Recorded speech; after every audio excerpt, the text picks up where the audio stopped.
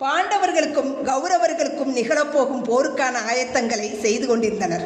குருசேத்திரத்தில் யானைகளை கொண்டு பெரும் மரங்களை வேரோடு பிடுங்கி அகற்றி நிலத்தை சீர்படுத்தி கொண்டிருந்தார்கள்.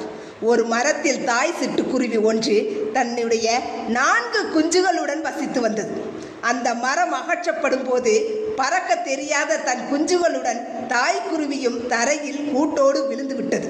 தாய் சிட்டுக்குருவி சுற்றுமுற்றும் பார்த்தபோது அதன் பார்வையில் ஸ்ரீ கிருஷ்ணரும் அர்ஜுனனும் தென்பட்டனர்.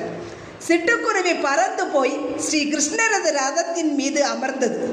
ஸ்ரீ கிருஷ்ணா, நாளை போர் ஆரம்பித்தால் என் குஞ்சுகள் அழிந்துவிடும், நீதான் காப்பாற்ற வேண்டும் என்று கெஞ்சி கேட்டது.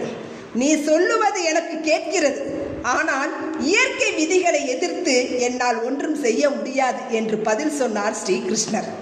எனக்கு தெரிந்ததெல்லாம் நீதான் எங்களை காப்பவன், எங்களை காப்பதையும் அழிப்பதையும் உன் கையில் விட்டுவிடுகிறேன் என்றது குருவி. காலச்சக்கரம் சுழன்று கொண்டே இருக்கிறது. இது ஒன்றே ஸ்ரீகிருஷ்ணர் சொன்ன பதில். குருவிக்கும் ஸ்ரீ கிருஷ்ணனுக்கும் நடந்த உரையாடல்கள் அர்ஜுனனுக்கு விளங்கவே இல்லை. போருக்கு முன் கிருஷ்ணர் அர்ஜுனனிடம் தன் வில்லையும் அம்பையும் எடுத்துக் கொடுக்க சொன்னார். அர்ஜுன்